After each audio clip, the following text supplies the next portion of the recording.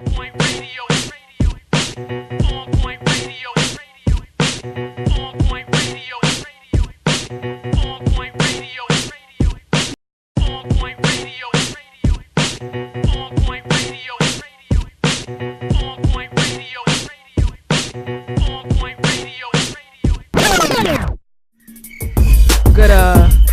morning, everybody. Welcome to On Point Experience. Yeah. Good morning.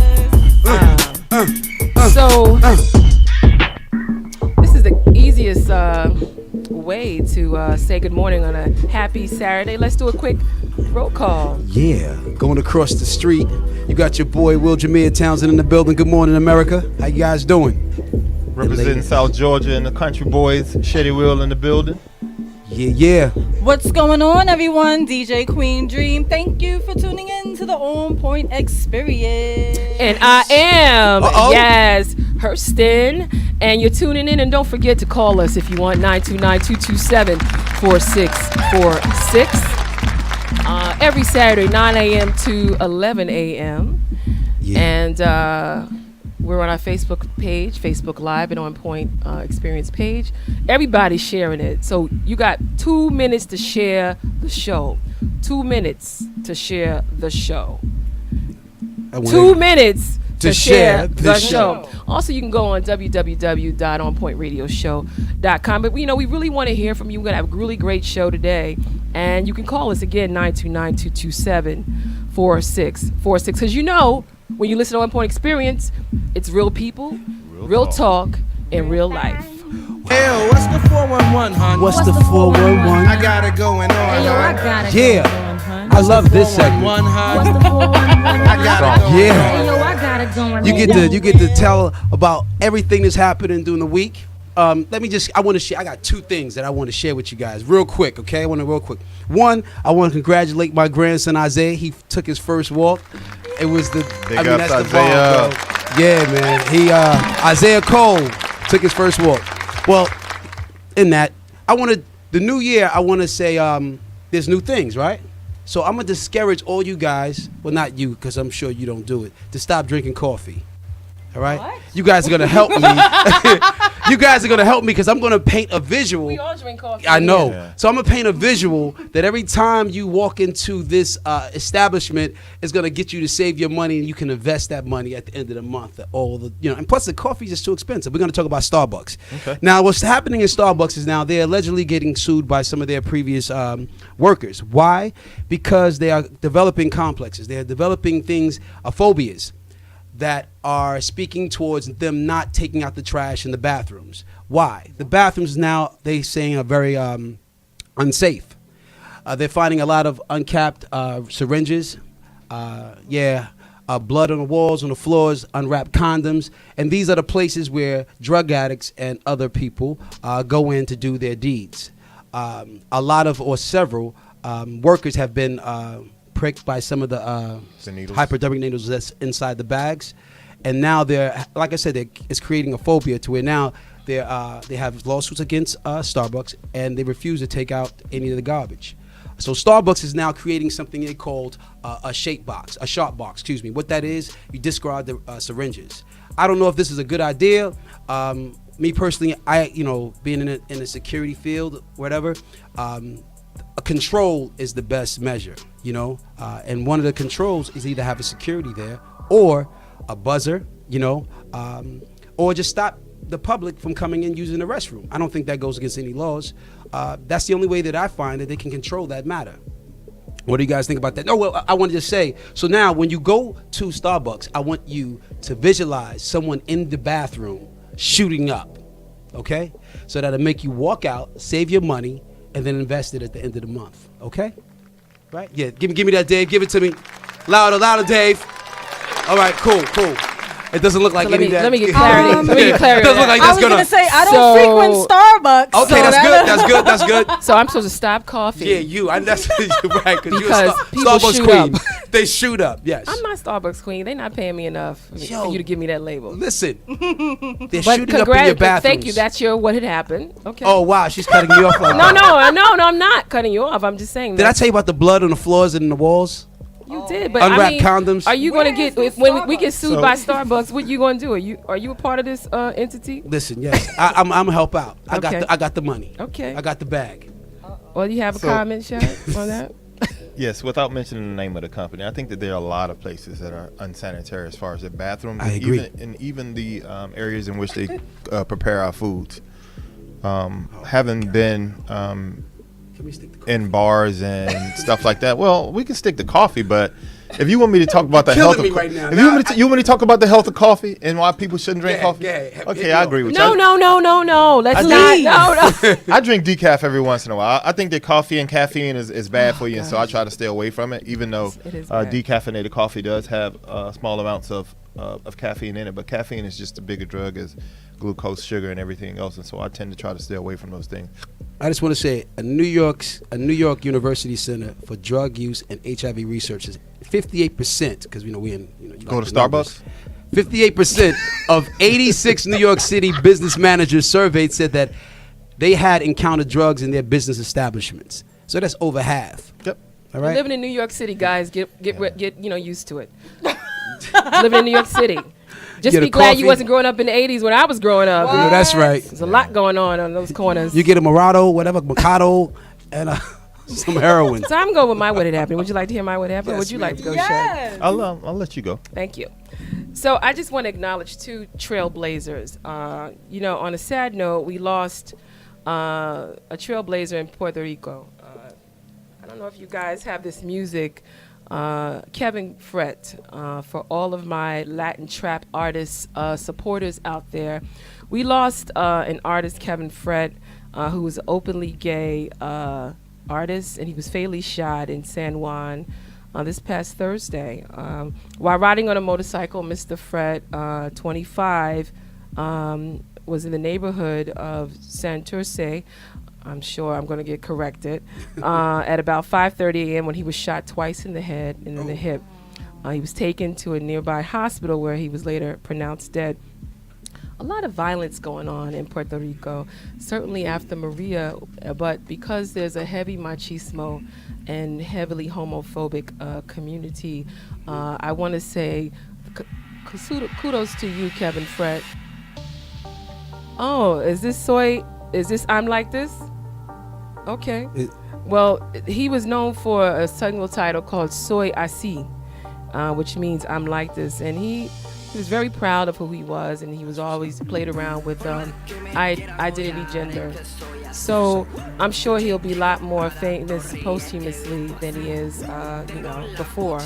But, when you stand for something, you fall for anything. Yeah, I just hope that I'm sorry, I didn't mean to cut you off. I just hope that it wasn't a hate crime. It was. They don't know what it Aimed at, is was yet. it? They don't know what it is yet. They're still trying to figure it out. Okay.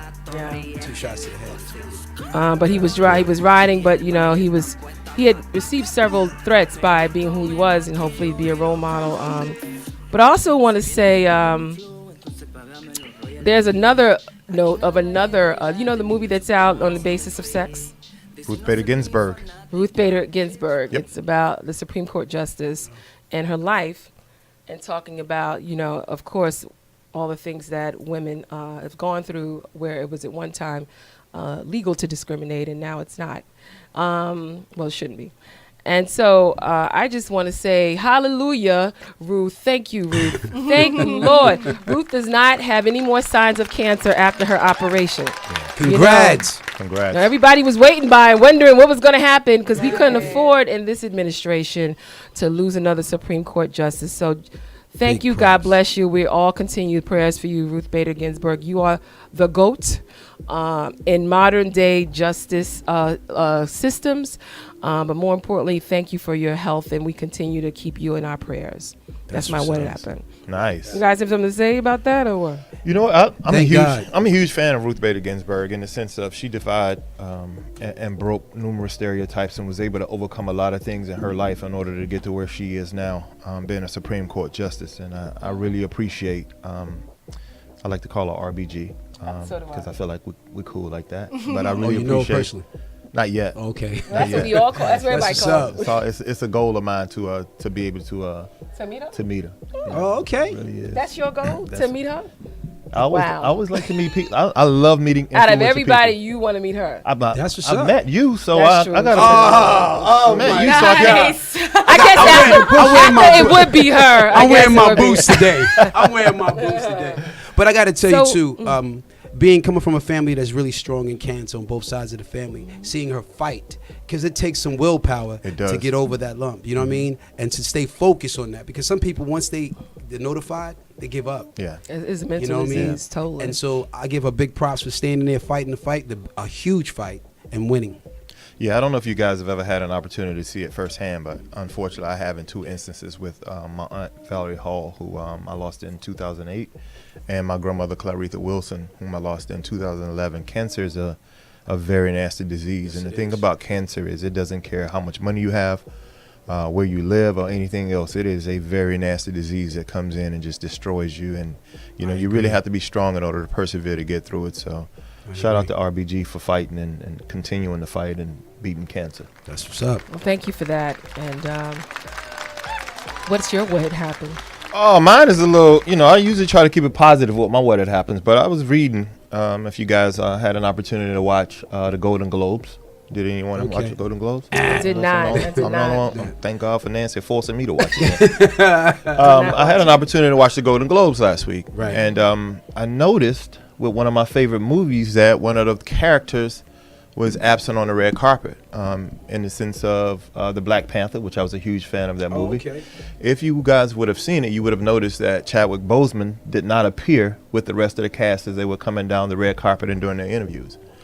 Well, okay, I noticed that when it was time to give out an award, Chadwick Boseman came from a different side of the stage to present the award. Yeah, I pay attention to little stuff like that. He fancy like that? Rumor has it, according to a news report, that the reason that Chadwick Boseman was not with the rest of the cast and crew was because he and Michael B. Jordan had gotten into a physical altercation. Are you serious? Dead serious. I bet you Michael serious. probably won that. That's Actually, he did. That's why he's all the way over there. Because he's like, the yo, cream, rock right? it. Yeah. One of the sources to the person that wrote the article said that they really didn't get along, and the reason they didn't get along, and I don't want to be the one to spread rumors, but according to the article, was that Chadwick Boseman is a very arrogant and egotistical young man that tends to talk down to people, and Michael B. Jordan was never a fan of his, and so they got into a physical altercation before the Golden Globes, which is the reason why he was not seen. I thought that was a little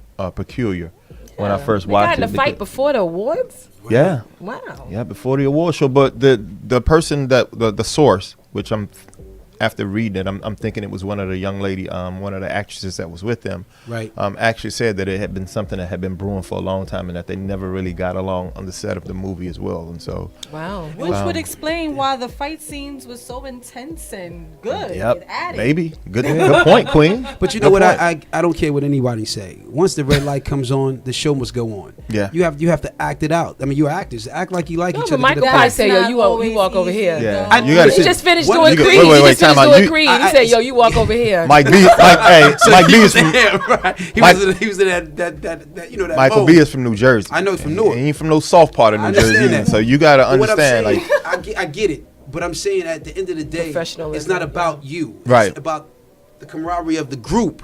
You understand? Correct. And maybe these brothers are young. I know Michael's under 30, so Right. maybe that's what it is. Yeah. But at the end of the day, you have to show that togetherness, that unification. Right. You know what I mean? Maybe he was scared. That's why I don't know. This is business. It ain't personal. That's Right. one of my favorite old sayings. You're right. They should have been able to collab, to walk down the red carpet and do Yeah. interviews together and put their personal feelings for one another. You don't like aside. me, but we got to walk down the aisle together. That's Wait a all. minute.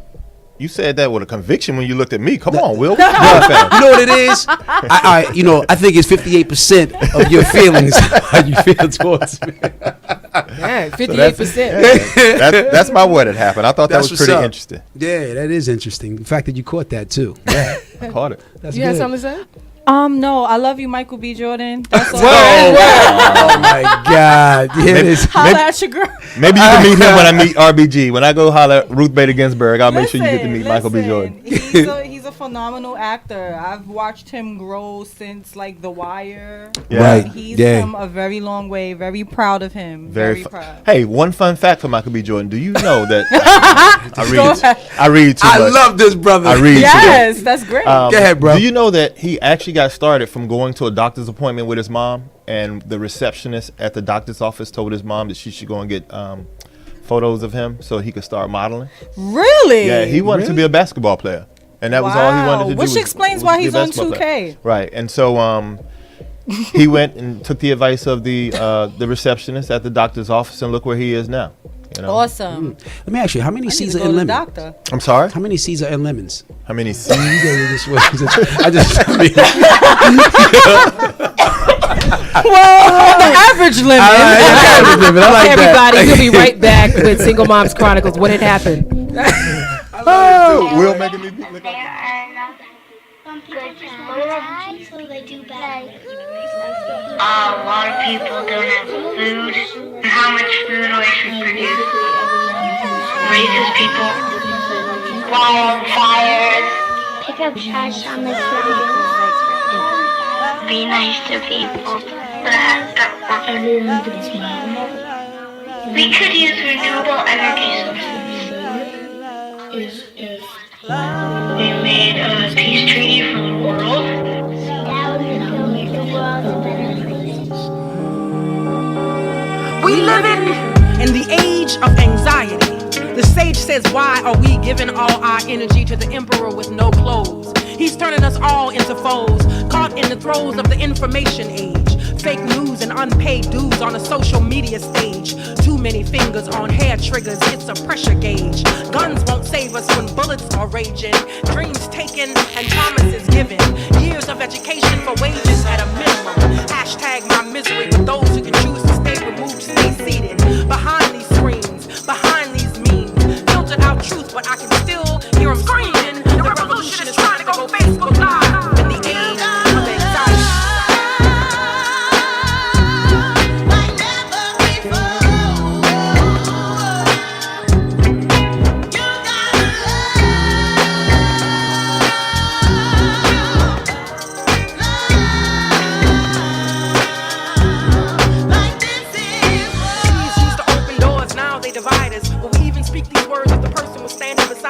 Backspace of humanity, Instagram vanity, chaos in the comments, and we're losing our sanity. We stand at a crossroad where Babylon will fall. They don't need Mexico to separate us with this wall.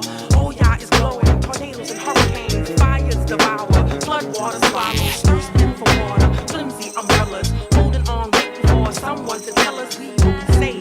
But what if we could part the sky and move the sun in a revolution with the love we gave? I gotta keep reaching, keep fighting for a higher me. My hands are up, can't breathe this air. In this age of anxiety, you gotta love like never before. You gotta love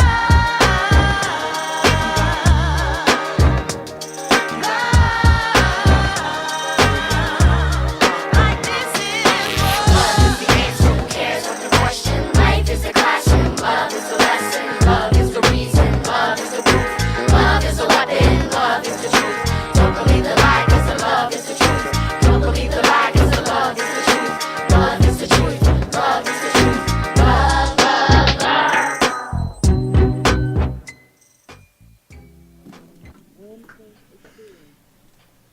You're listening to On Point Experience. Yes. We back, Dave? Are we back? That was the Get Free movement with Get Free in the Asian Take your time, baby. Take your time. Doesn't happen a lot. Don't worry. Get Free, a love song in the age of anxiety. Yes. Shout outs to Amy G, Asia Rainey, Brady Watt, Burgundy Williams. And I was a master mix with, some Dre. You did some Good good. stuff. That was some good stuff That right was there. nice. I like that. Queen Dream. Give shout out to Queen. And big shout out to Amy G and Burgundy too. They're doing their thing. Burgundy is like really doing her thing. She really is. I love her sound. She's like just coming off of America's Got Talent. She's like doing her thing.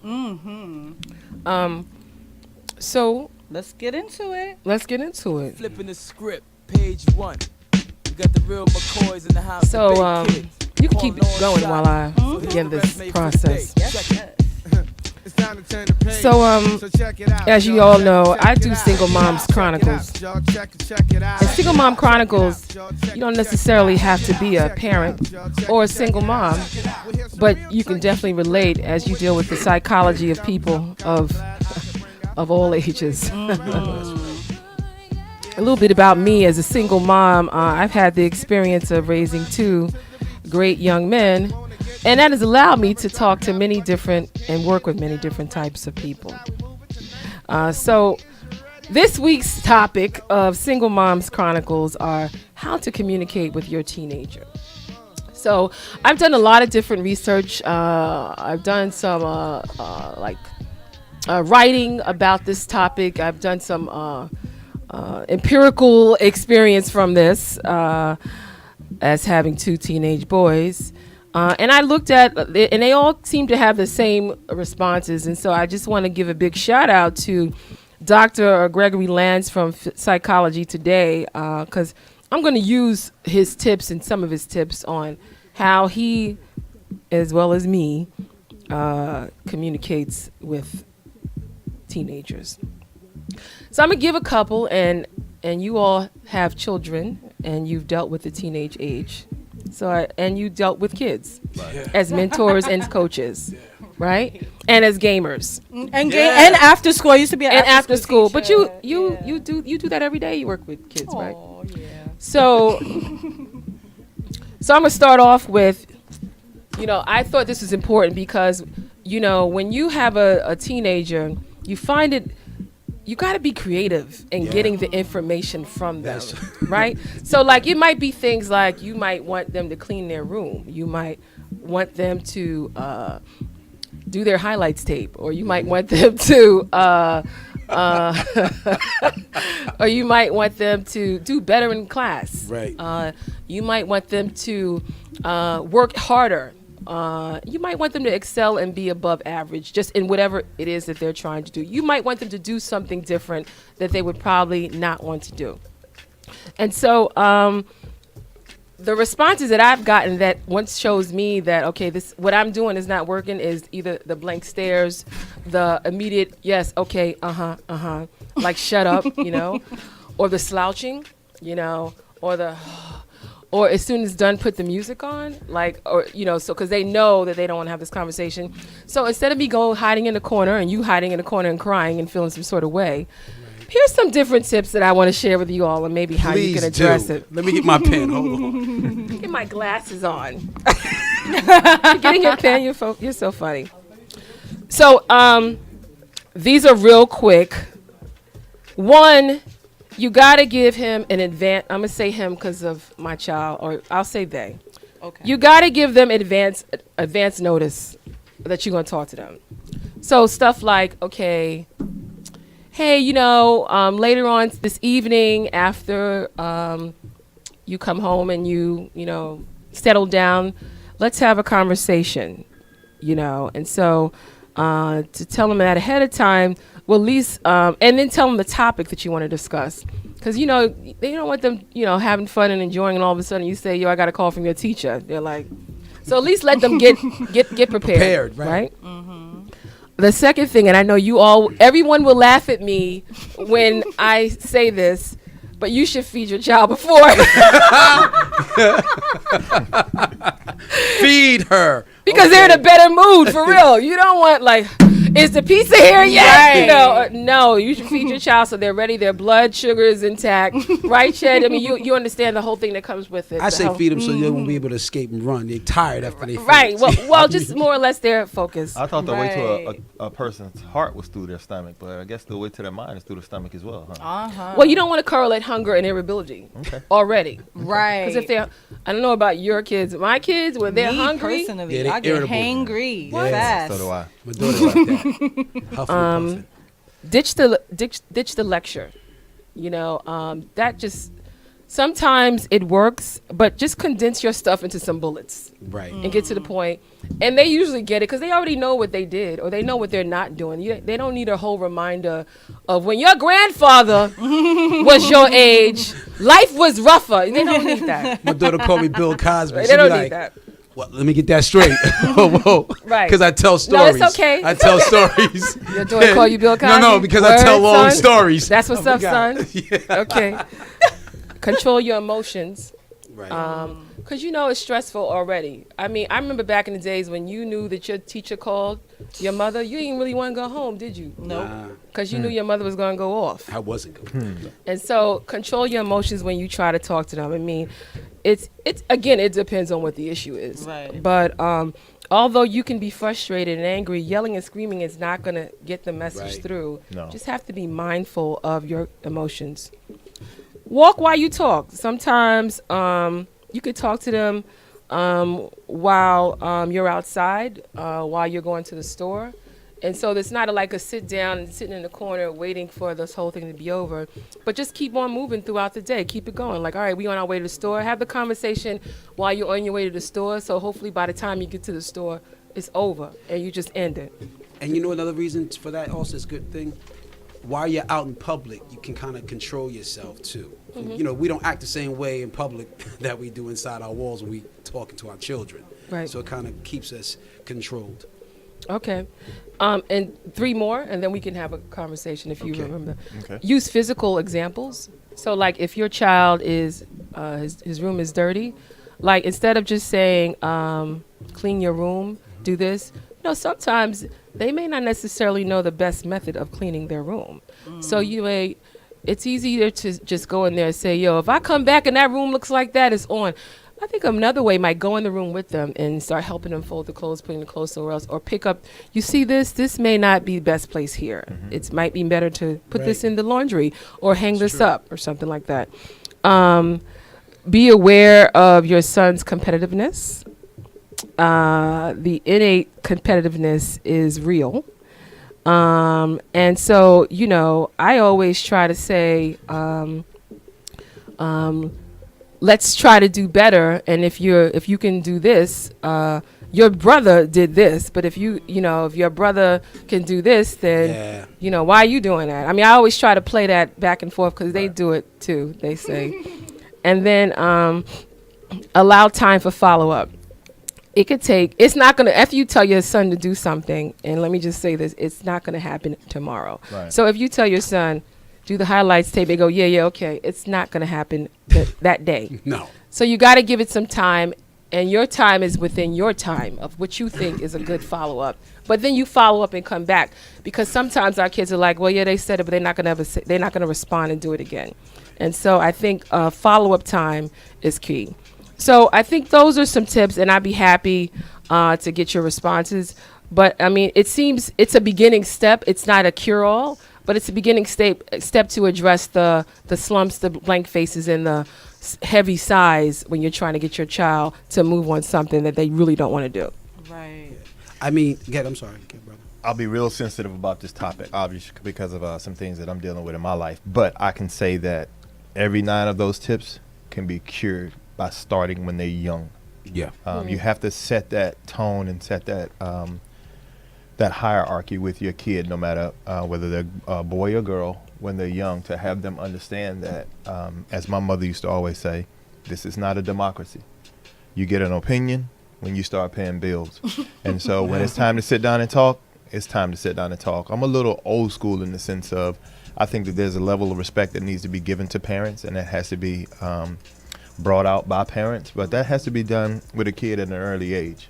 And that could remedy a lot of things that we deal with that come on with our teenage boys and girls later on in their life, by having them understand that when it's time for me to sit down and talk to you, it's time for me to sit down and talk to you.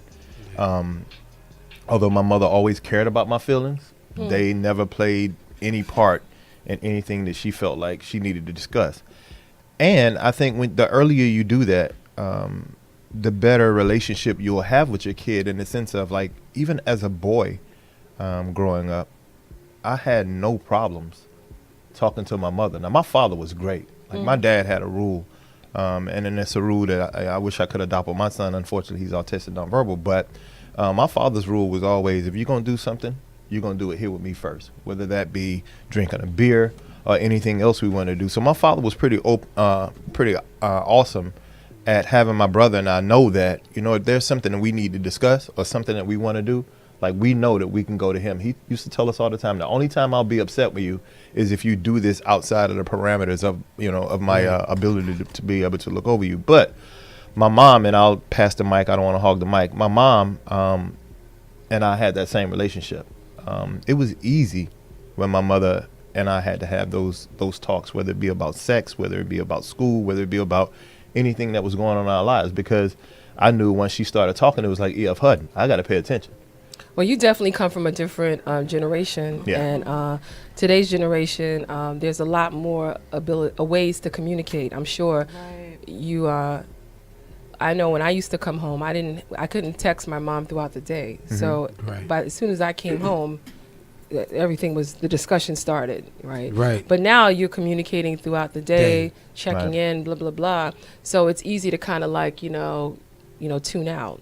True. That's true. Me, myself, I was raised a little different. My family, my mother was divorced when I was 12 years old. But he was still in the picture, you know what I mean? Which tells me now it transcends to me and my daughter. Me and her mother wasn't together when she was there, but I was there every day, tuck her into bed. And I realized when one parent is missing, that element, that structure of the father figure goes missing if he's not there on a constant basis. Even if he doesn't live in the home, but he's there, it's almost it's pretty difficult too. I know people say, "Oh no, as long as he's in your life, then you're good." And I don't believe that's the truth. But Yaz stated some points here that I realize now that I can use for my daughter. It's so funny because ditched the lecture, right? And I was speaking about Bill Cosby because only because my daughter used to be like, Dad, what's in this drink? You know what? That was a good one. No, that wasn't that funny though. But no, that was a good one. But the deal was, I was giving her a lecture. Wait, you can't be like, yeah, you can't do that. I was giving her a lecture, right. And I see when I give her bullet points, she's able to absorb that. Right. She's able to, her attention span is there. She's focused. You know what I mean? But the payback now is that now she has her own child. And she's able to now become frustrated.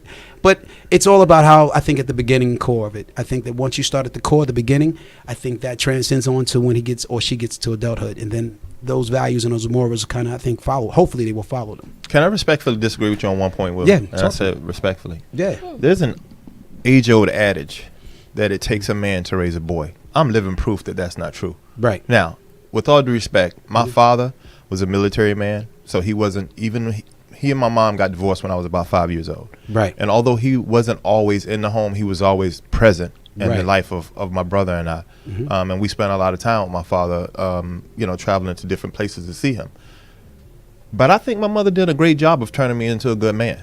I've known not only my case, but I've watched other family members who were females raise boys. One that comes to mind, my Aunt Phyllis. Shout out to Aunt Phyllis.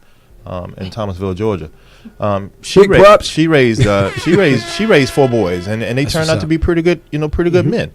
So the age-old adage that it takes a man to raise a boy is not true. I think women do a better job of parenting overall because of that maternal instinct, and I say that as a father, of teaching their boys what it's like to be, a good man. Right. Shout out to all the single moms that are raising boys. Well, what I was trying to say, they're gonna go back and forth. I just want to say, I just feel like a woman's job is to nurture, and she does a great job with that. Be careful there. Well, no, not only. I'm just saying that's one of the things that I think she does very well. Her job is to nurture. No, well, what I'm seeing, you getting too deep into all that. I'm not getting into that trap. I'm trying to help you out. Yeah, I'm not gonna step into that trap. My point is, having a father figure there, I think that it injects a whole nother element that I'm not sure if she can bring to the table when it comes to raising men. Not saying she can't. Right. I'm just saying that will kind of add to what she brings to the table. And I'm sure sometimes there are other men in our lives, like my grandfather, whose birthday was. I'm giving all kinds of shout. Yeah, you give a shout out. Just the family. And this segment was sponsored by the Wilson family. Lewis is too. Lewis is too. Okay. There are men in our lives that, although, daddy may not be there at the time, that step up and handle the demands of what the man's role is in the household, whether it be an uncle or, a great guy like you that comes in and mentors the grandson or, wherever you may have it. But I think that there are a lot of times where, we say that there's not a man present in the home, and there's some type of masculine presence in that kid's life at some point, whether it be through a coach, a teacher, an uncle, a grandfather, something like that. Yeah, So, I mean, absolutely. I think that every element in the child's life is influenced by somebody, and you could even have a mother, but another woman could be that role model or that push, a teacher or somebody to help that child move forward. I know I had a lot of different parent people in my life that I called a second mom or second dad, and my mom was the bomb, and I lost my dad to cancer when I was 13, and I don't know how my mom did it. I don't know how she did it, as I now, but I know what she did, which was not a lot of communicating when things didn't go right. We had a lot of. She was very creative in how she put the hand to the butt. It wasn't that much communication. She did a lot. So I just felt like, you can't be hitting 6'5" and 6'6" kids. So gotta find another way. But you do find a way to try to reach them. And so you don't want to be that parent that they can't come to you and talk to you. Right. You want to be the parent that even though they may talk to other people, at the end of the day, they know they can have a parent that's going to listen to them and is going to try to approach them and not humiliate them, when things are bad, when things are not going right with them, and not make them feel like they fail, because they mess up. Yeah, we all do. They Even mess as up. adults, we mess up. They mess up, but you ain't got to hone it in. And sometimes we talk to our kids where we make it a lot more worse than what it is. Yeah. Right. But one of the points I love, walk while you talk.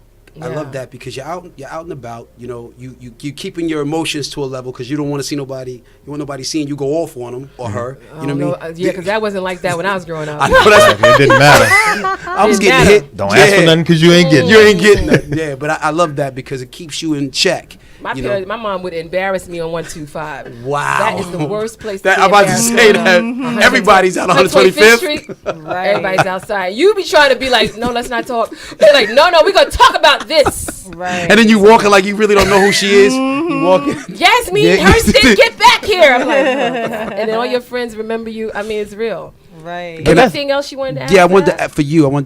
You said about competition, right? Being competitive. Yeah. When you're raising two boys, it's very difficult in the house. You got to be somewhat the referee, right? I mean, because the testosterone in the house must be over the charts. How do you keep that balanced? How do you keep, I watch you, Johnny, right? You're you're in it, but you're just so much into the football thing, right? Is there any jealousy that comes along in your kids? No, I mean, as a matter of fact, Johnny is more jealous of Chiuka than Chiuka's of Johnny. Johnny wants to get as tall as Chiuka. Yeah, Chiuka. That's his thing. He's a big boy. But Chiuka is, every kid is special. Right. Yeah. Every kid is different. I mean, just because you might see a certain part of one child, that doesn't eliminate my road dog, Chiuka. I mean, Chiuka has my music element of me. And so, we sit there and we listen to music, we chill out. He plays music. He's very creative. Creating music. And creating it. And he's like, what do you think? And, now I think I'm really at that point now where he even gets to talk to me about, grown-up things. And I talk to him about grown-up things. Awesome. So that's a different relationship that I have as opposed to what I may have with Johnny. Right. So, no, I don't. No, I mean, whatever they got is within them. Right. But, they say, Chiuka's like, yeah, all right, but I'm the firstborn. Check that out. Right. Everything ends right there. That's true. You have a brother. Yeah, to touch on the competitive thing, I think it could be a good thing because I tell people all the time, I'm uber jealous. Even as a 45-year-old man, I'm uber jealous of my older brother. And so my mom understood that all she had to do in order to motivate me was give my brother just that little bit more of attention to whatever it is that he was doing that she wanted me to do. For example, my brother never study, got straight A's all the time, and it killed me to have to see that because now I'm trying to compete with him in the classroom, and I got to sit down and study because I know he just brought home a report card full of A's, right? And so I want to do the same thing, and I'm like, I'm looking at him and he playing in television, telling my age. Wow, The Commodore Nintendo. 64. Wow. He playing Tron Deadly Disc, and I'm sitting there with a book in my hand trying to get some studying done, so that I'll have an opportunity to try to please my mom in the same manner that he did. And so that competitive thing can be a good thing. Yeah. Well, there you have it, everybody. This was my thing that I wanted to share. There might be some different ideas that you want to share, and if you do, feel free to put it on our page of ways if you communicate with your teenager, and maybe we'll use them and incorporate them. Yeah, so, that sounds good. This is it's Hurston. You've listened to Single Mom Chronicles, and we'll be back. We have an incredible guest, beautiful guest, outspoken guest, and a trailblazer. See you soon. Big time. Check it out, y'all. Check it out. Check it out.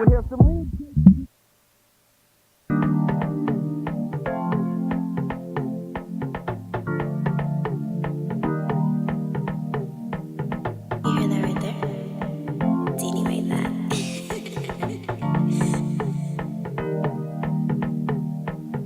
Vibe out. Right under the moonlight. Vibe out. I just take the top down. Your body calling my name at night. Hope you down for that right now. Says told me he don't treat you right. I promise I can fix that right now. So girl, let's vibe out. Right under the moonlight. Let's vibe out, vibe out, vibe out. Let's drop the top down and make it last forever. They said nothing lasts forever.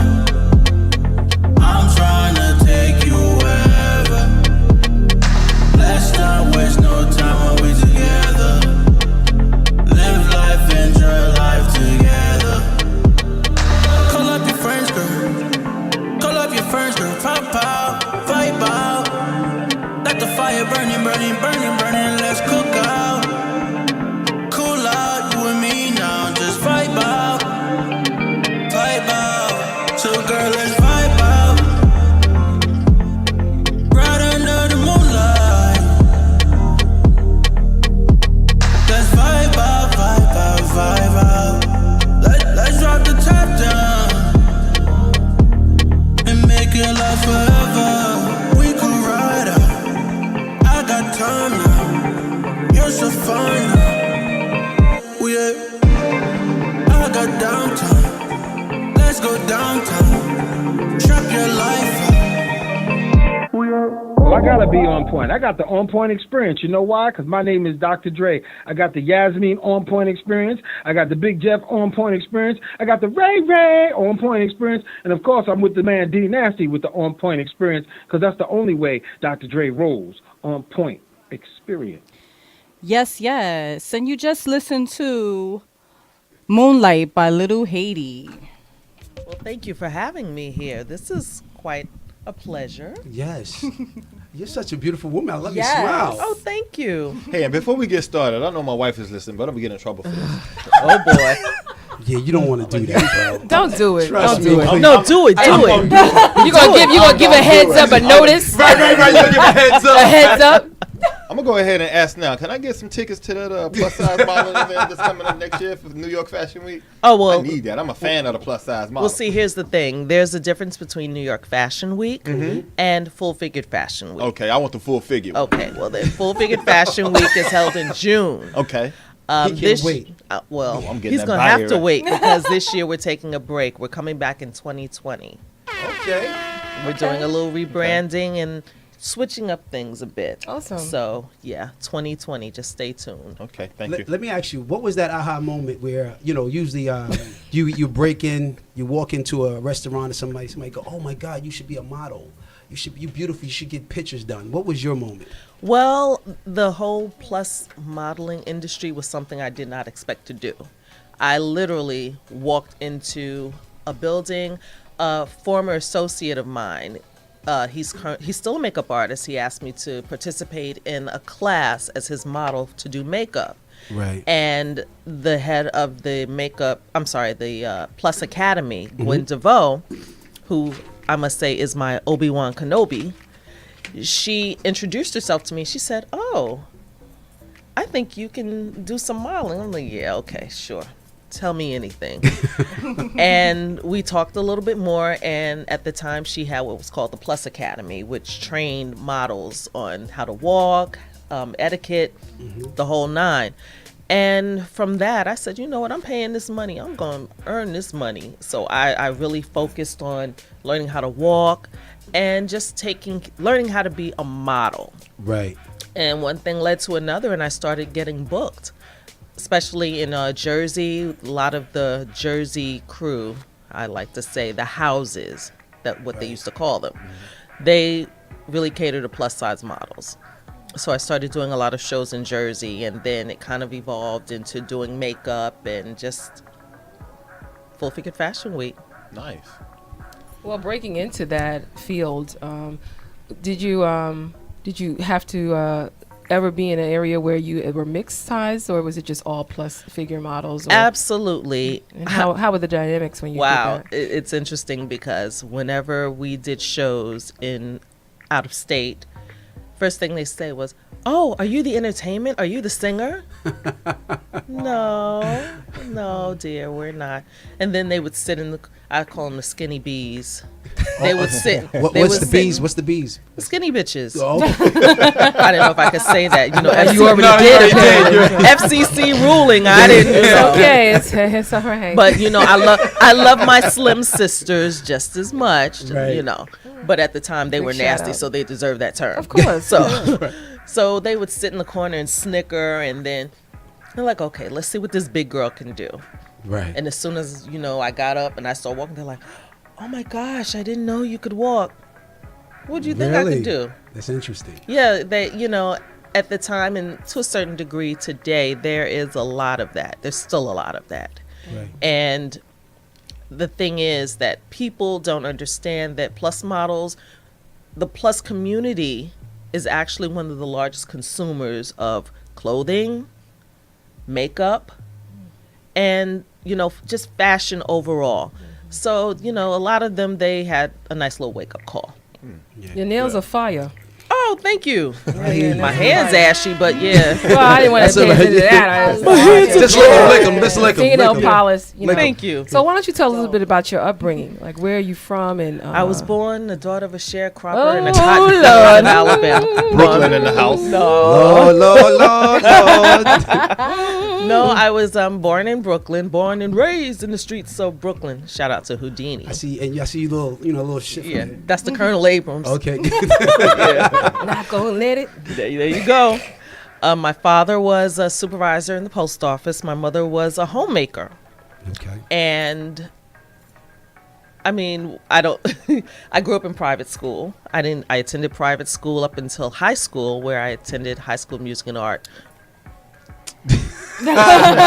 which was renamed LaGuardia High School of Music and Art and Performing Arts. And ever since I was a child, I wanted to be a singer. And I got to music and art the first day, and I don't know, do you remember Miss X? Yeah. The legendary Anna X. She said, "Okay, I want everyone to get up and sing." At the time, Tashina Arnold was in the class from Martin. Everybody Hates Chris. Mm-hmm. Quite a few of the other, Anaya Day, we call Jiffy, Mitch Matlock, Folavan. All these singers got up to just do a snippet. I said, "Oh, shoot." Maybe I need to go into art. You might have to rethink this. It's major. But it was such a great experience to be around so much talent and so much culture. Yeah. I wouldn't trade that for anything. Me either. One of the things I want to ask you, speaking about being around certain talents, we all speaking about right now what's happening to women in the industry, the Me Too movements. I find it to be very interesting being a makeup artist. You're constantly around men. What is your viewpoint? Because you get to see a lot of things others don't see. I have the saying, there's just two type of stages. There's one on the stage that everyone sees, and there's one behind the scene. You're mostly behind the scene when you do makeup artists, right? When you do Correct. makeup, right. Yes. So what is your feel on that? And have you ever experienced anything like that? Fortunately, I have not. Let me just say the majority of males behind the scenes in the plus industry are gay. Okay. And so they, it's like a family aspect. Of course, there's a lot of shade, and for those who don't understand what shade is, a lot of backbiting. But I've not experienced that. This whole Me Too movement is really, it's snowballed. Well, I'm speaking more of the actual, like the artists that you actually have to do makeup for, things of that nature. Have you have any stories or anything, any information, or just viewpoints on how they treat you when you're back there? Well, for the most part, a lot of them, they're very respectful. Okay. I have had incidents where, you do makeup and they'll say, no, I don't like this. Can you do this? No, because that's not what the producer asked me to do. And then they get an attitude. I remember I was actually helping out. I'm also a community producer at Brick Studios. Awesome. And we had to do a segment with a designer who will remain nameless because they're unimportant to me. And they had a model, and the model was such a diva. I'm saying, girl, you haven't been in a magazine. All you do is Chitlin Circuit shows. What is your problem? But certain people feel like because they know designers that they can treat the help any kind of way. Wow. And I'm just not that person. Yeah. Right. That's I'm from Brooklyn, son. That's right. BK. A question that I have for you. A lot of times people put themselves in a box by only studying or doing one specific thing. In doing makeup and having the ability to deal with, as your bio says, different skin types, how many doors has that opened up for you? Well, it's essential to learn about all types of skin. And when I say all types of skin, I mean complexions, and I also mean skin types, your normal, your combination, because not every product works for everyone. And being able to do that, and I can honestly say I cannot thank Gwen DeVoe, because she saw something in me that I've loved makeup since I was a child, but she actually pushed me forward to become beauty director for Full Figured Fashion Week. I was just modeling and doing makeup backstage, just helping out. So when she asked me to become beauty director, I was like, oh, okay. I've been doing it, so why not just get the title and keep going with it? So it's, as far as learning about different, here's the thing. A lot of makeup artists out there now are on YouTube, and people who are watching YouTube are looking at these makeup artists and saying, oh, I can do that. No, you can't. No, you can't. And why is that? Yes, I can. I go in there and I learn how to contour. Yeah. Yes, I can. I can do it. So, I'm kidding, but I'm just saying, why? That's the biggest thing now. Why don't you have a YouTube page that show how to do that stuff? Because I, number one, don't have the time.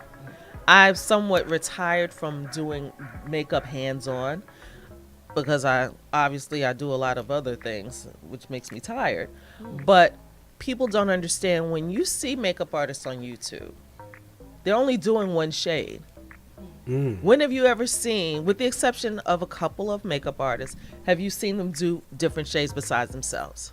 Oh, so the outcome is...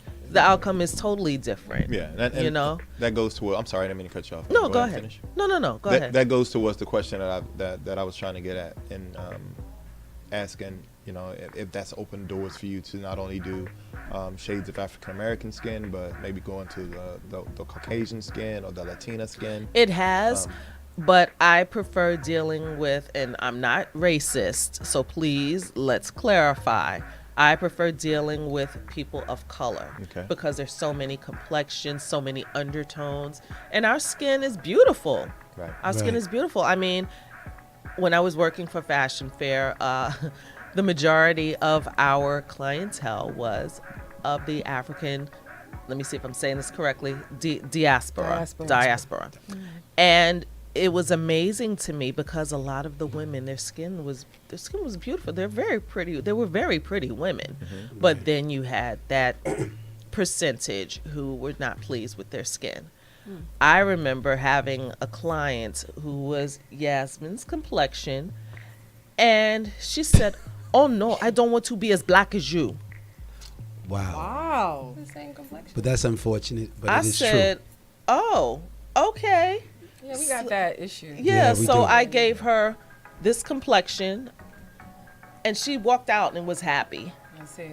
You know, so you can't please everybody, but you know, you give the people what they want, like the OJ said. Yeah. So let me also ask, since we were talking about your expertise, skincare is very critical. It's very important. I mean, a lot of times we wake up, put our makeup on, go to sleep, don't take it off properly. I know. Okay. I know.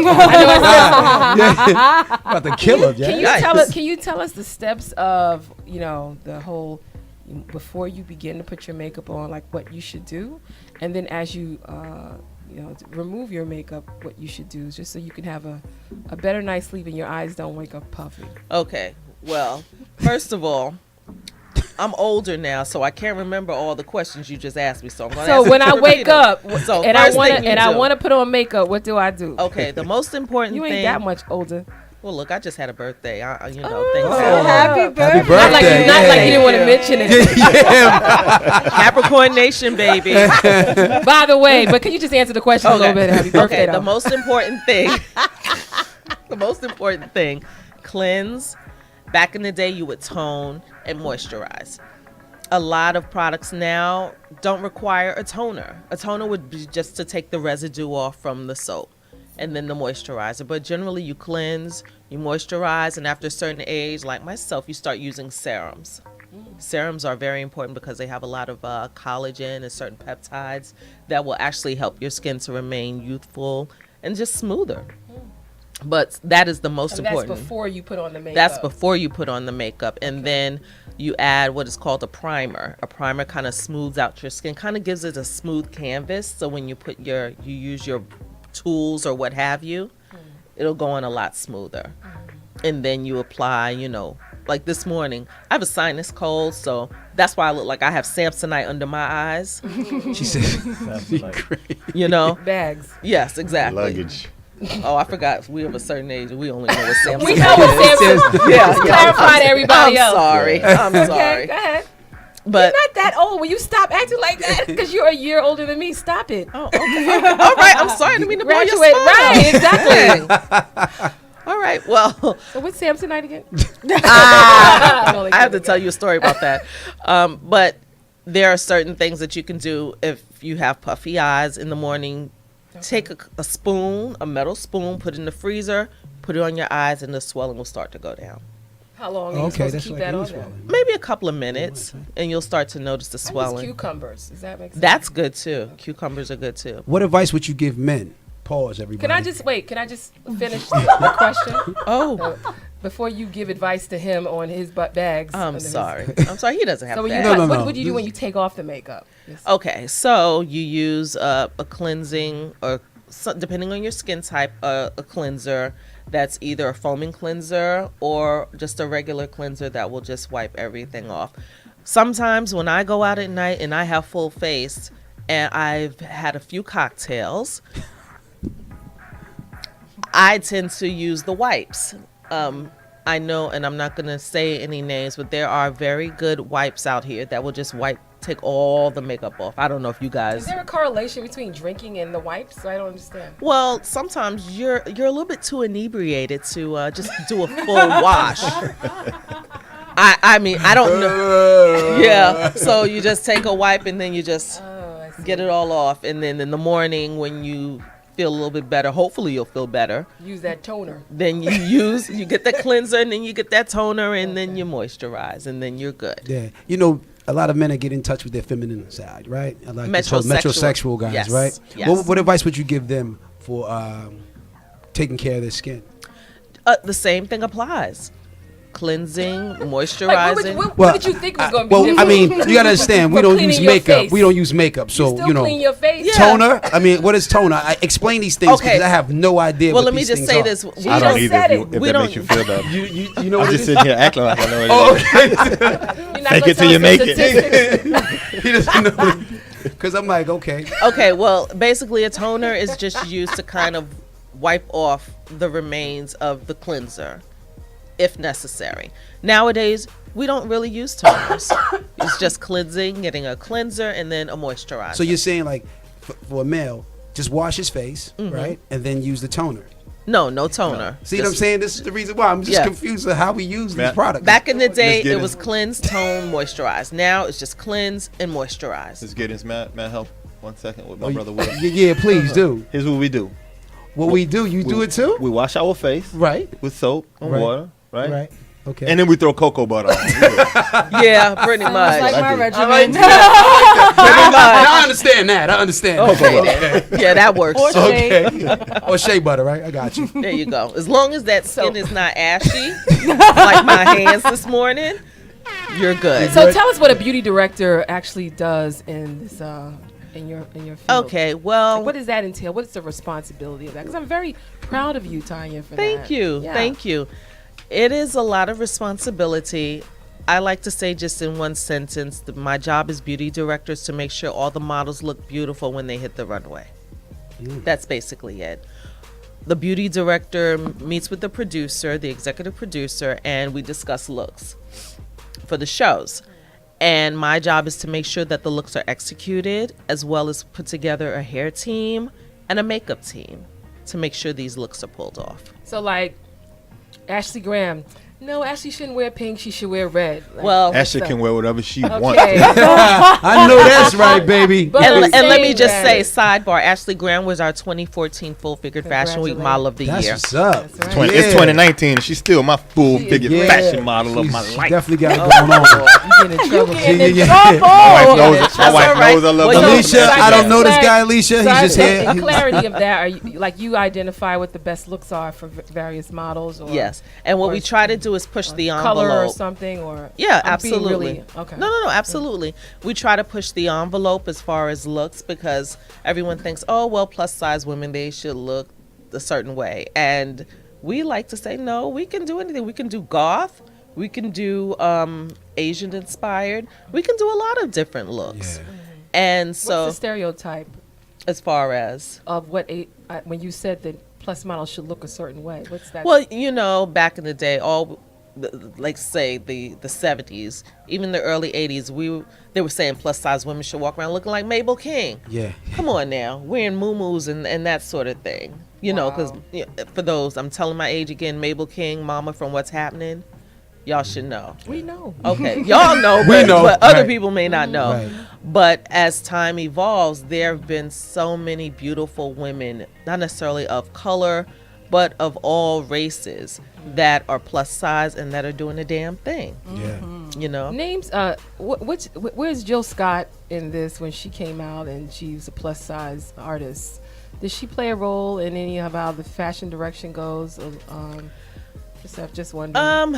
Well, in my opinion, I don't think she did, but her styling, her clothing choices kind of pushed us, you know, a little bit to the forefront. But there are so many other women out there besides Jill Scott. Like you said, Ashley Graham. We have the one and only Lyris Cross.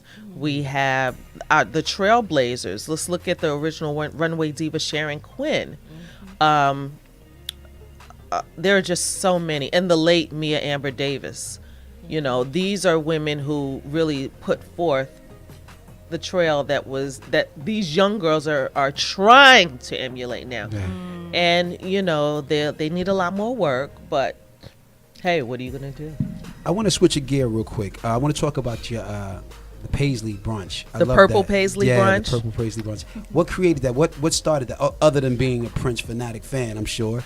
Well, I always like to say Prince was my uncle in my head. And the reason I say he was my uncle in my head was because he was too short to be my boyfriend in my head. Even with the heels? Even with the heels. Okay. So I said, you know what? He can't be my boyfriend, but he can be my uncle. So, and that's why I call him Uncle Prince. Distinct difference, uncle and boyfriend. Yeah, I know. Yeah. Hey, it is. God. It is what it is. Yeah. I tell you. But I have loved his music for a long time. His music, to a certain extent, changed my life.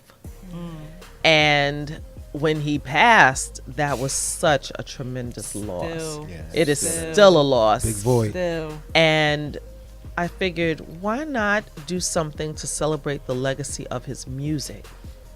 So that's what propelled me to do the Purple Paisley brunch. So take me.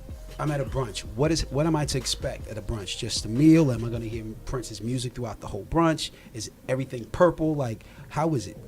Well, the Purple Paisley brunch has different themes. Okay. And in different cities. So this year we're branching out into different cities.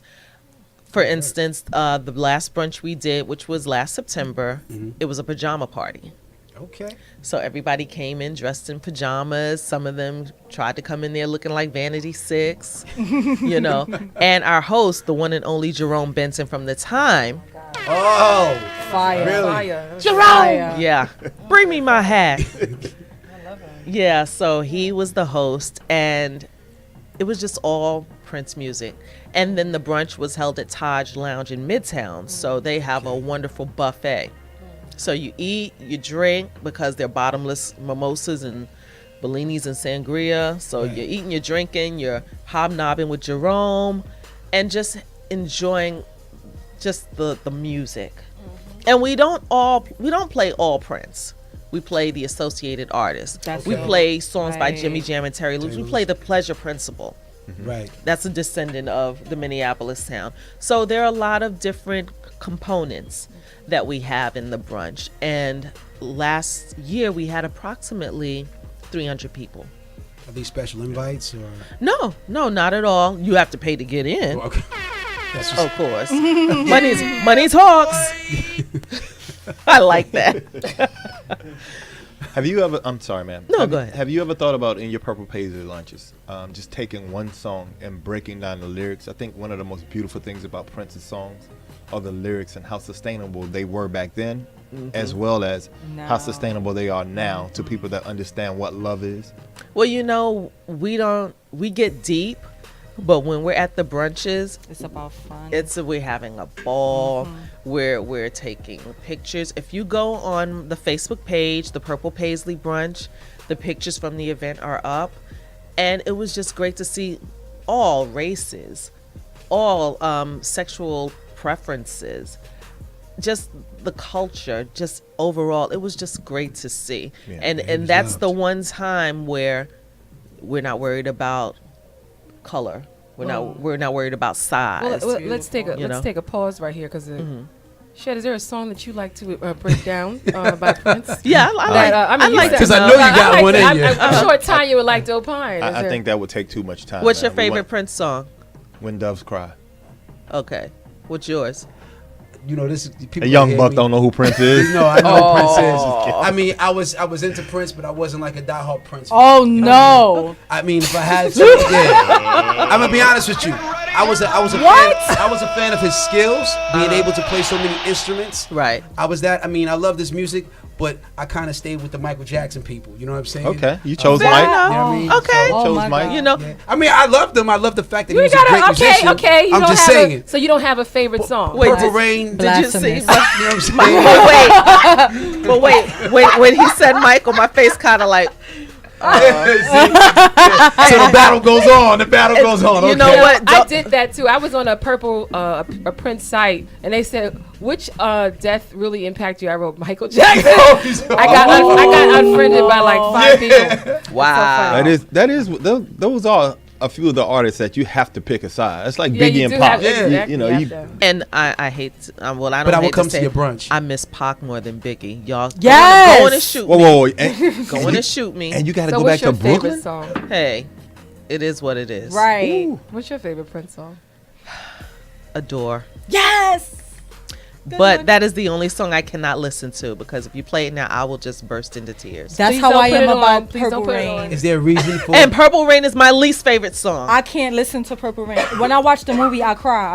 I cry every time. Really? Yes. What about what does When Doves Cry fall on your list for you? It's not in my top 10. What? He said, what? There's so many others. Right. It's hard to choose. And let's not talk about the songs that weren't released. Right. Okay. She's like, right. So Prince is so my what's your musical favorite hero. song? What's your favorite? Okay, Queen. What's your favorite song? Beautiful Girl in the World, The Most Beautiful Girl in the World is my favorite Prince song of all time. Wow. And I will, Adore. when I get married, that will be in my wedding. Nice. Okay. So what is it about Adore that makes you that touches you that way? It's just the lyrics. Until the end of time, I will be there for you. It's a great song to make love to. It is. Too. It really is. Love is too weak to He has define right. how much you mean to me. Put a God door on, damn you it. like, Oh, we having excuse a me. I baby. said it again. I'm sorry. We're not going to let the elevator bring us down. Oh. Yeah, but And there are just the so many. Let's go crazy. instrumentation in that song Yeah, is amazing. it's a beautiful song, and I only listened to it on April 21st. Okay. That's the only time. Wow. So let me ask you this, since you guys are really going deep with Prince. I love him. Prince. No, we need Oh. to lighten it up a bit. Yeah, It got heavy for It's me. okay. It's okay. But there's a lot of fans out there that like really kind of shaped their whole energy around Prince and his death. I mean, what was it about Prince that changed you? I'm sure before he died, but what made Prince that special to you in your life? What was the life? What happened in your life? Picture it. Brooklyn, 1984. A young girl in the 8th grade is going to Alabama for her uncle's funeral. As I'm going to school that morning, I hear the first opening guitar chords. That was When Doves Cry. And from that moment on, that was it. That was just it.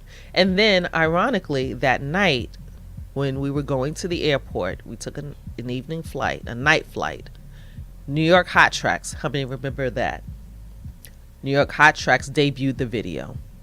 That did it. You were sold, huh? That was it. Hook, line, and sinker. That made me go back. I mean, I listened to I Want to Be Your Lover. That's my jam. I listened to all the other albums, but I really wasn't there until When Doves Cry. And for me to hear that song, and that song was the only song that I heard that had no bass line. There is no bass line in this song. So that really changed the way I thought about music and just Prince in general. I got to tell you, they had the Prince documentary on a few months ago. I think it was in December. I watched it. He was an amazing artist. I didn't realize how much work he put in. Man was brilliant. I mean, right. Genius. Actually, And he could play I'm ball. gonna give him Yes. what? He can play basketball? Yeah. Yes. Yeah, he was Dig an if athlete. you will. Shout out to Charlie Murphy. Charlie Murphy. Dark That's not how I knew. Shirts versus blouses. Dave Chappelle got to Give tell up y'all to Charlie about Prince. Murphy. That's what's up. But, I go ahead. want to give him, and this is really hard for me to say, because either you was on Mike's side or you was on Prince's side, But after watching the documentary, I got to say that he was a little more talented when it came to being a musician. little? Well, okay, I'll give it to you. He's A lot a more musician. talented as a He's a musician. musician. Yes. You know what I mean? I mean, just to learn, he played a lot of those instruments just by ear. Yeah. Yeah. That's I grew up with a lot of musicians, so I know how difficult that is. So that right there takes your intelligence as far as musically Prodigy, to musical a whole nother Yes. level. My experience with Prince was, I mean, we always grew up like sneaking listening to Prince, yeah, controversial right. and all that stuff. Yeah. Right. But I remember in Philadelphia, picture this, 1980, and when Dove's Purple Rain came out, and we were far too young to get in, Right. to see, and we snuck in and saw Purple Rain in Philadelphia. And that changed my life, seeing that movie. Yeah. And so, I mean, I definitely, enjoyed him tremendously. And then what also made me appreciate him more was, if you go on Google, you can see, if you go on YouTube rather, you can see a show where James Brown is performing Yes. live. Yes. And he calls up Michael Jackson, all right, and he also calls up Prince. And the influences that James Brown, of course, has on both of them Yes. is incredible. But he was up there, he played the guitar, he sang, and he danced. And I mean, Prince was just awesome. Yeah. Indeed. I'm So- tearing up now. This is why I can't listen to this. Why would turn you- it on! Girl, turn it on! Put it on! Put on Asante. I'm like, Never seen a self-sabotaging DJ. Oh my goodness. I don't want to cry. So- I'm just spinning the song. So Tonya, Yes. again, like Shed, give us more information of when it will happen, when we can support your efforts of the Fashion Plus model circuit when it comes out in 2020. 2020 is a big year. Yes. So it is. give us more information about when we should get, what we should be looking forward to, and how we can get in contact with you to find out more. Well, I have no details at the current time. Oh, okay. Because, as I said, Ms. DeVoe is in the process of rebranding. So and she's in charge of it, I think. She is the creator and executive Big producer. shout out to Ms. Shout out DeVoe. to the mogul. Okay. That's what I call her. That's okay. Obi-Wan, you got a lot of names for her. Yeah. Is there a website? Yes. Not yet. www.fffweek.com. Okay. And as I said, there's information. You can look at past pictures from previous events. And it's going to be big. It's going to be big. But 2020 and this year, 2009, marks our official 10-year anniversary of Full Figured Fashion Week. Okay. Here's a side note, and I always like to share this because I find it interesting. Full Figured Fashion Week premiered June 25th, 2009, the day Michael Jackson died. Yeah. I wouldn't have been able to go on. It was so funny. Now looking back, it was funny to me because as soon as the news broke, the models would cry. I'm like, fix your face. We got to get out on stage. Yeah. But everyone was just hard. The world stopped. Yeah. It's hard. Yeah. It was. Do you have any very statistics to interesting. share before we I was gonna say. No stats on that. You sure on No that? stats on Positive. that. Okay. Positive. Yeah. Thank you. And also stay tuned. The Purple Paisley Brunch is Right. coming. www.thepurplepaisleybrunch.com. When is that? Well, as I I said, don't want you to ruin it. but- Yeah, well, we have a couple of cities coming up this year. Oh, is Okay. New York still a part of it? New York will be here, and I'm just going to say this now. It will be here in September. I'm not going to say the date. Okay. And it will be hosted again by the one and only Jerome Benton. Okay. Can you like let us know? Absolutely. Yeah. Absolutely. Yes, please keep us posted. I will come in. I'll look like Prince that night. No, please don't. Oh, that Don't. afternoon. Don't do You that. Don't better do not that. talk about Michael Jackson. And remember, Um, and keep in mind with the Purple Paisley Brunch, there are themes. So once It's I really reveal that insulting theme, you doing that. It's Doing really- what? Michael, as a Michael Jackson fan, you doing that? I don't think it's Right. It's so totally I am a Michael inappropriate. Jackson and Prince fan. I appreciate can both. I just say this? Let me just say this. And I'm a music buff, Right. but y'all forgot about Rick James because don't No, we sleep did on not Rick. Oh, forget yeah, about. you What? can't- Did not I forget mean- about What? Rick. You the one that did the Paisley brunch. Ain't nobody. We going with Right. you. I'm When you just do a Rick saying. James brunch, then we can talk. We All going right, with the bet. we going with the guests. I'm just saying. Okay. So Tonya, we want you to stay with us. We're having a Lightning Rod Roundtable. You mind staying with us for a couple of seconds? Certainly. Okay. I love We'll that. be right back, everybody. Queen Dream, take us out.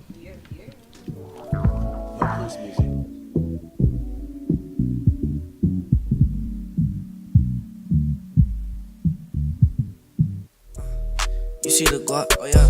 You see the guap, yeah. You see the guap, spill on your block, yeah. Spill on your block, the bag is different, swag is different, swag.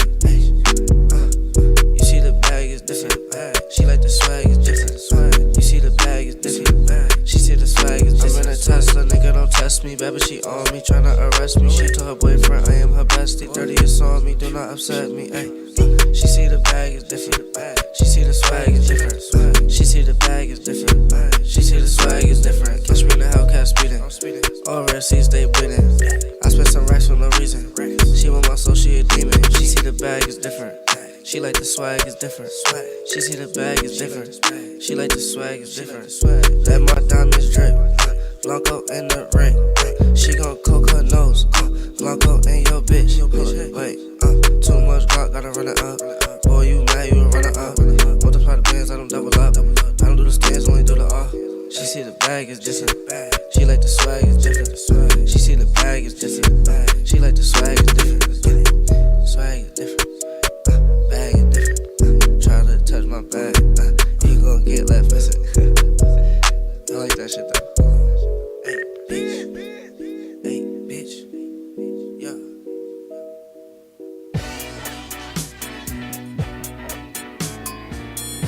Question. What comes to mind when you hear these words? Edibles, wax, CBD, flower, sativa. Yeah, you get it. They're all related to cannabis. You know, marijuana or weed. Today, people everywhere, from the White House to the State House and to the Big House, are talking about legalizing marijuana. This is Yaz Hurston. Join me in this journey as we delve into the world of the evolutionary cannabis industry. Welcome to Blunt Discussion. And we just listened to ATM with Bag. So that wasn't ATM. Was that ATM? This playing right now is not, but the last. So first I would also want to give a shout out to Cordy Ho for producing the intro for Blunt Discussion. Cordy Ho is doing big things.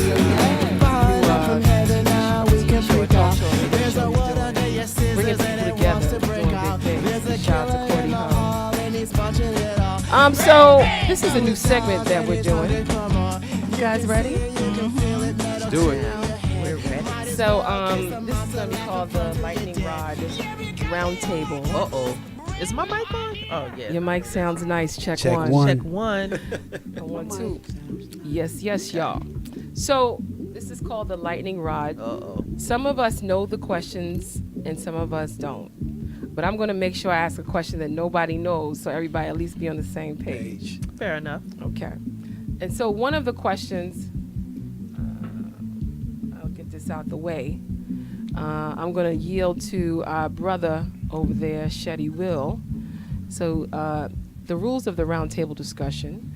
And big shout out to D Nasty's in the house. Hey, good morning, everybody. So we're going to go around. You ask the question. You got about a couple of minutes to answer the question. We don't need a lecture or a sermon. We just need you to answer the question and keep it moving to the next person. And then so we can go on to the next topic.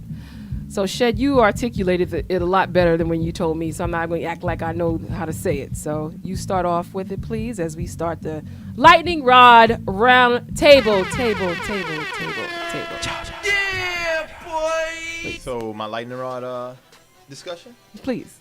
Mine is about Hollywood and the discrepancies on full-figured women. I read an article this week where Melissa McCarthy spoke of an interview that she did with Billy Bush back when she was coming out with the movie Bridesmaids. And he mentioned several times about how astonished that he was that she could get jobs while he used, quote unquote, her tremendous size. Wow. Yeah, he went there as a reason for him being amazed that she continues to get the work that she got. And so I guess my roundtable will talk about how there's a double standard, not only in Hollywood, but in mainstream America that people view not just, well, particularly women, because men aren't viewed the same if we're going to be transparent, in a way that if they are full-figured, or as we like to say, and I say this respectfully, thick, that they're not healthy. And so I'd like to open up a roundtable discussion as far as that is concerned and get your opinions, especially yours. I've been in the industry that you're in, Ms. Giddens. Oh yeah, roll them and. Can you just clarify again? What's the point that we're responding to? The point is the double standard, as far as Hollywood is concerned, where guys like, and I don't want to say this disrespectfully, John Goodman, who's never been had the body that I have. Shout out to me. And the Wilsons and the Lewises. It's a love, baby. It's okay. The Wilsons and the Lewises. Never had the body that I have, but no one has ever criticized John Goodman for his size or viewed his work any differently because of his size, and we do that to women, unfortunately. All right, so we'll come around. Well, my opinion, I love a full-size woman. It's so funny. Full figured. I can't even say it. I just think Hollywood is, because Hollywood is so shallow. I think Hollywood is it's to me, I call it fake wood, because everybody there,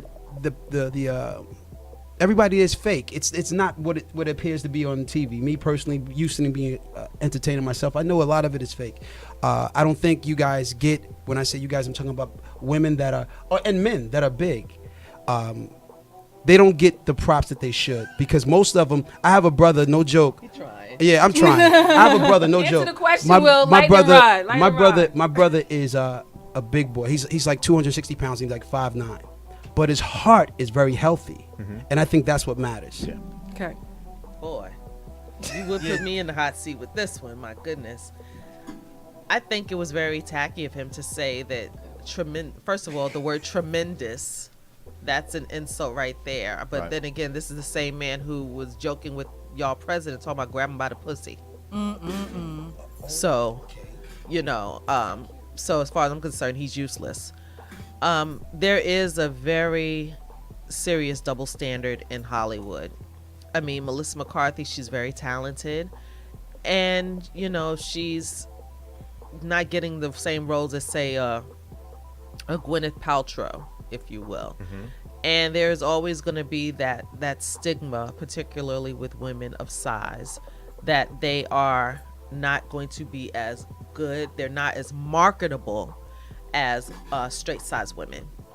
I think that with so many other things going on in Hollywood, #MeToo, they're not really checking for that at this point, because that whole Me Too thing is really what is going on, and it's very unfortunate that is happening. But I hope that with the things such as Full Figured Fashion Week, with the events as Full Figured Fashion Week, magazines that are starting to push forward the plus size woman, I hope that the trend keeps moving forward in a positive way. I think that's all I have to say about it. Well, I actually thought that the story behind Melissa McCarthy was she was smaller, and she couldn't get a job when she was smaller. So she gained weight so she could get work. And then that's how she became successful. But to the point of what I see is that you're right. I don't think unhealthiness should be correlated to size. Right. I don't think that. And I also think that some women are just not meant to be skinny at all. And some people, just some body types are not always supposed to be, categorized as, in order to be fit, you got to fit this eye test that, you got to be like, 125 pounds. That's just not real. Yeah. I mean, certainly we can all become healthier.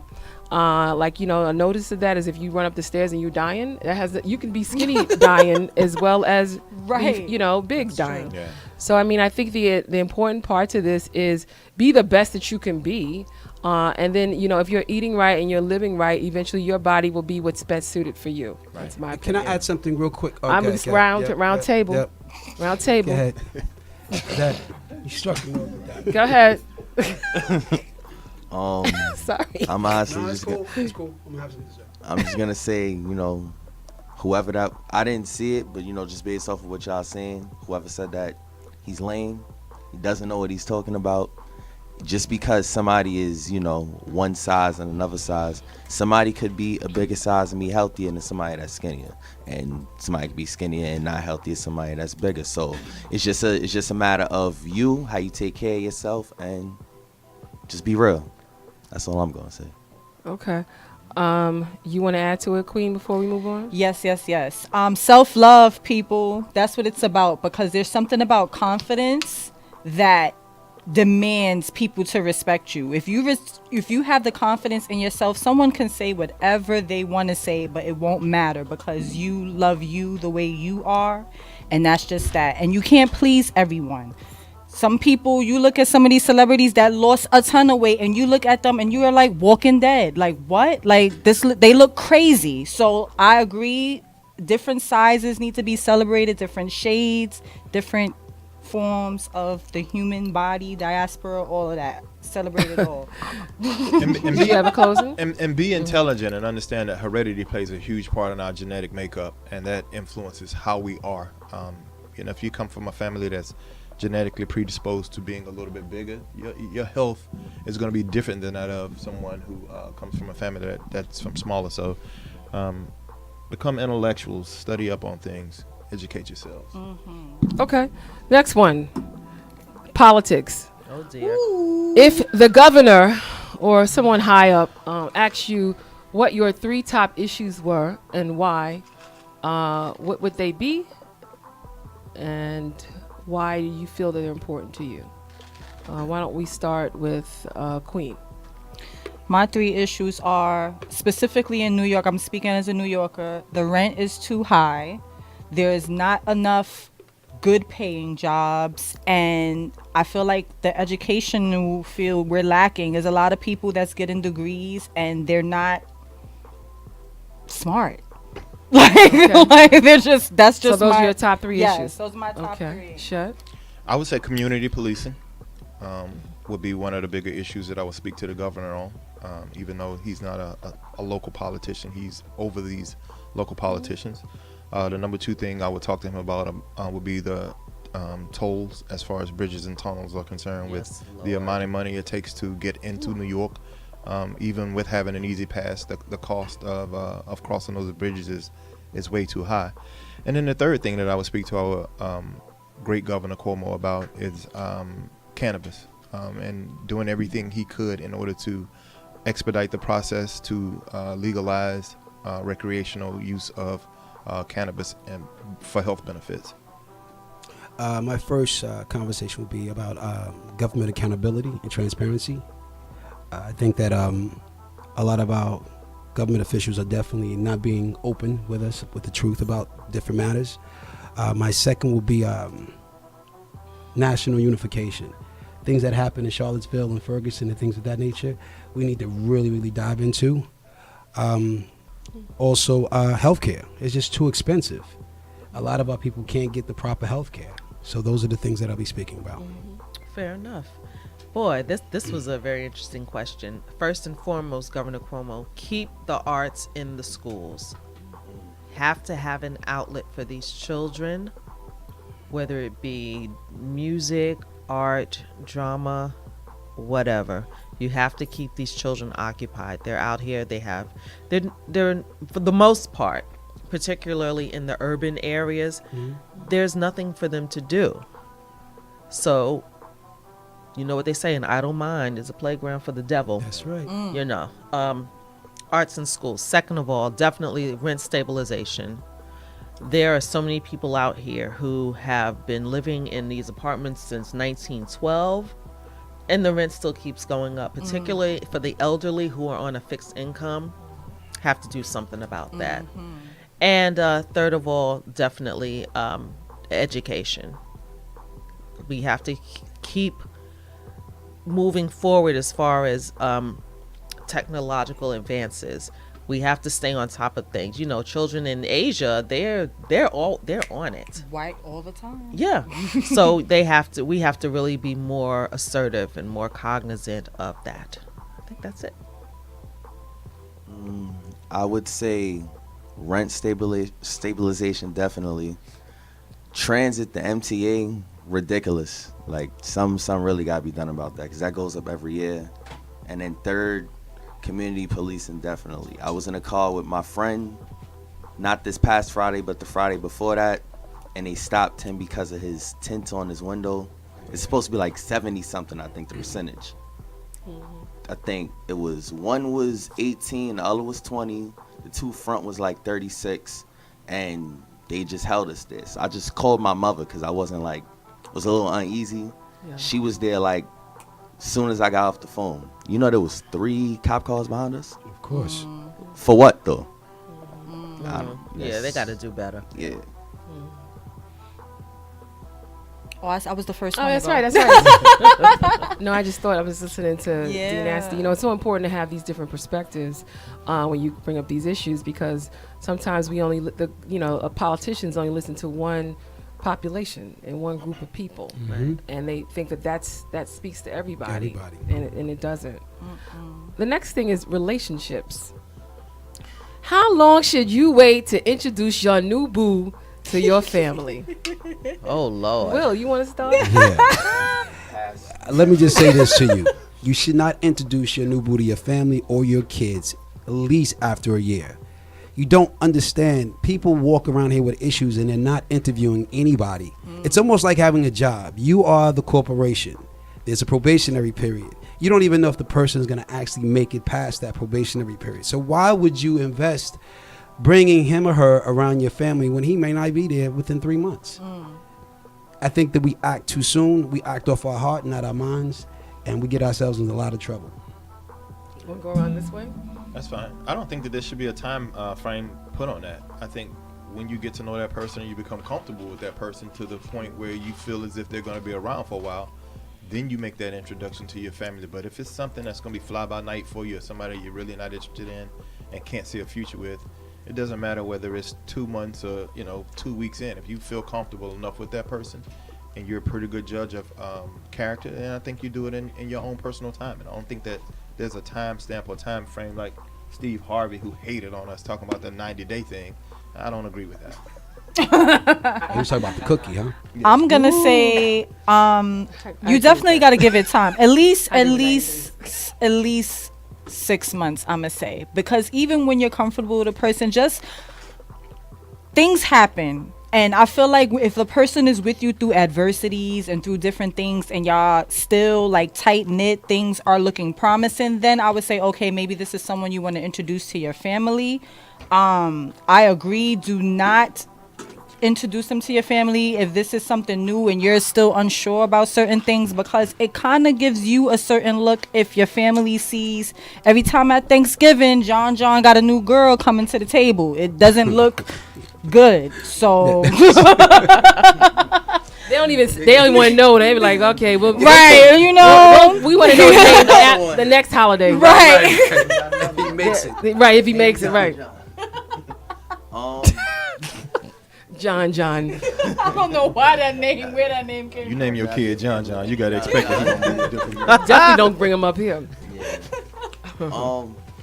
I feel like, it's not necessarily a specific time stamp. Like, when you feel comfortable doing it, but just don't do it too soon. I had to learn that the hard way. Too soon. Yeah. What's too soon in your mind? Yeah. All right, so the next morning. She said the next morning.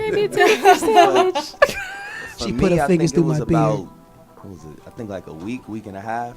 And after what? After what? You met her? No. Like after we really started like dating. Oh, really? Yeah, after the transpiration. I'm not going to get into that. We understand. We understand. I bought it to my mother's wedding. Like that, and that's big. Yeah. That is big. That's huge. But it wasn't even. Where's she now? All right, let's not. Okay. Tonya. God bless. We could go all in D Nasty's business. I'm with you. The year. It's got to be a year because, like Chris Rock said, you bring in a representative. You're meeting a representative. You have to get to know someone before you bring them around. And I must go on record and say I've not had the best choices in men because I probably did not wait the year. So, yeah. And then, I mean... Wait the year to introduce? Or yeah, to introduce. Oh. She said, "Oh, how dare you?" No, to introduce because you really want to be sure. Because I'm not the fly by night person. Either we're going to be committed or we're not. And if we're not going to be committed, don't waste my time. Poof. And you're out. And what about you, Miss Yax? Oh. Yeah. I got a different circumstance. Listen. They can't meet my kids. He flipped the 10 minutes. That's right. You got a minute. We gonna wait for you. Get it together. I don't know because I haven't done it yet. No, I have. I have two things happening with me. I haven't introduced anybody to my sons after I got divorced. I haven't done it yet because. My sons have a very high standard, and I do too. And they haven't introduced anybody to me either. Let's be clear on that. So, well, I would not rip them up, but I want to say, how long should let's say this family? If I bring somebody around y'all, right, that would mean that this person is significant because I'm bringing them into an environment that is important to me. This show, right. So if you bring if somebody waiting for me outside, okay, who's this? All right, right, because you never seen that. Right. We've been rocking for almost 3 years. Right. Who's this? Right. So I would say 5 years. All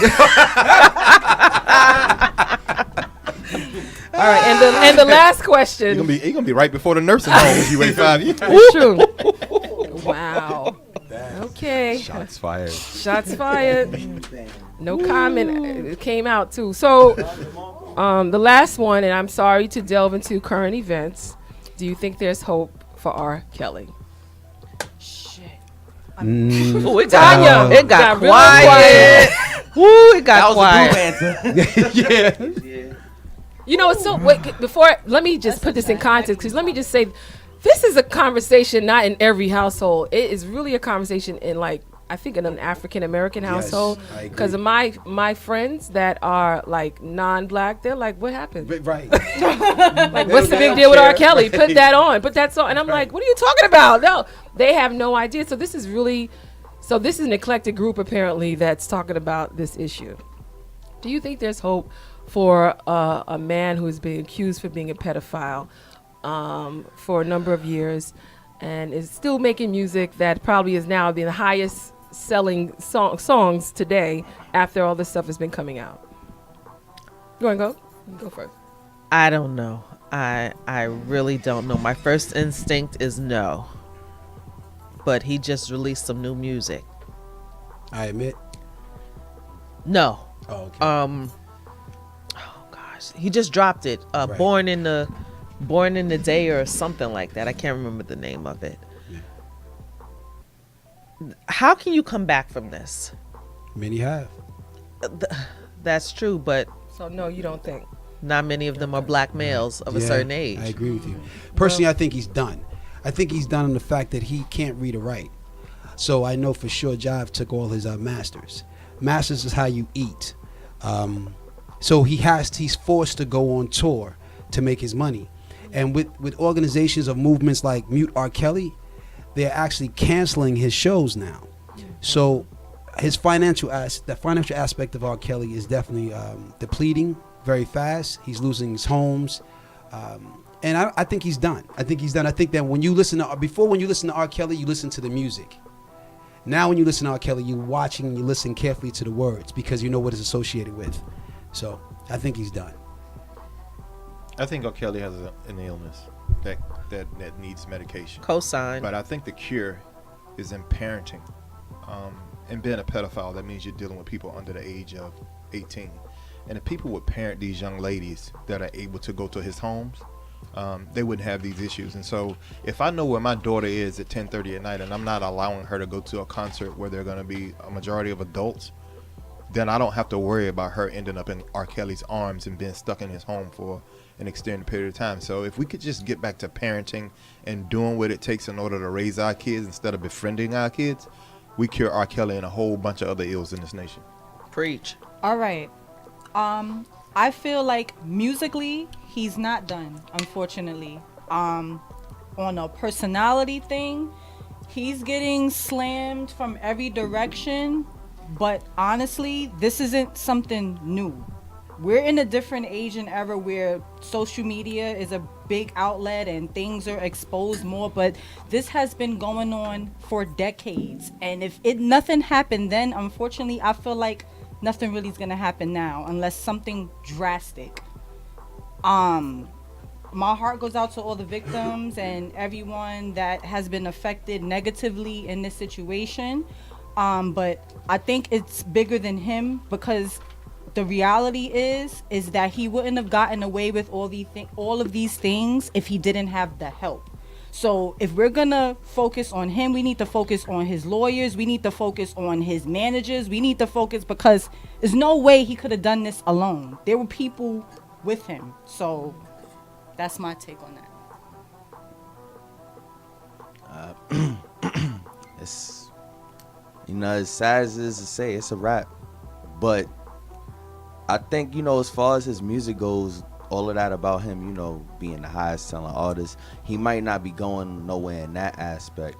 And then it's kind of crazy. You said he can't read or write, so Jive got all his masters, which is wild because I think he actually wrote and produced all that music. So all that money's out the window.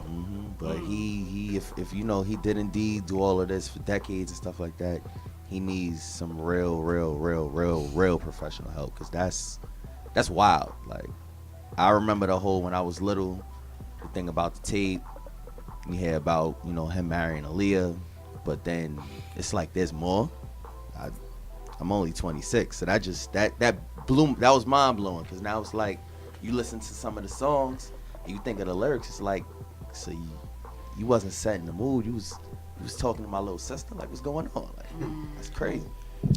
You know, I think this is a new time, and it's not necessarily around the stemming of R. Kelly himself, but it also looks upon a new time of accountability.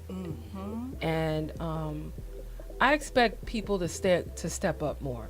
Like I now today, after hearing all these different things, like if there's a man on the train like cursing out a woman, I expect other men now to step up. That's right. If there is a child being hurt, I expect more people to step up. Right.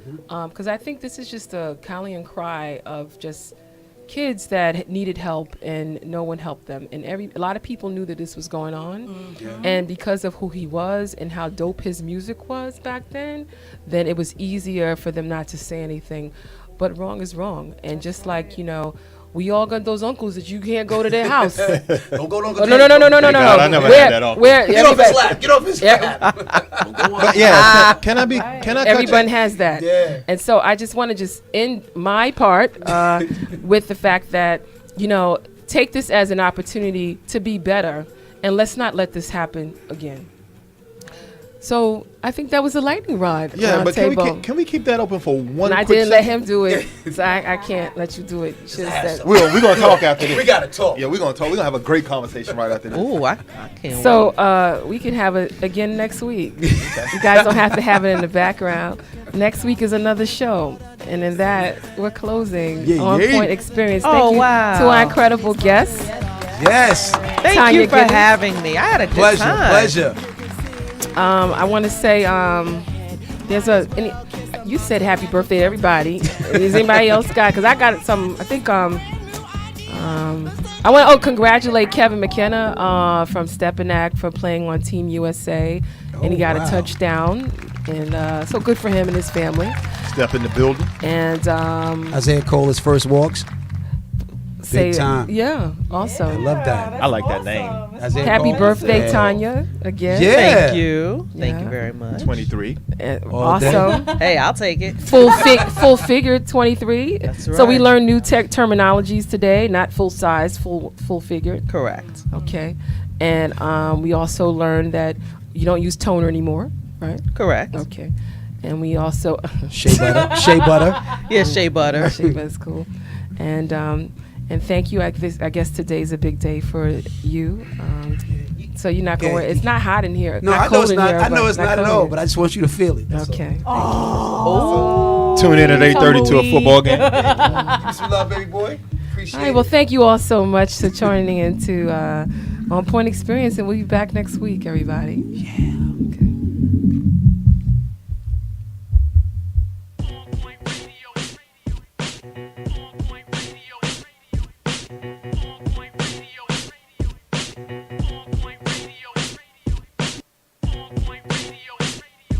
Radio.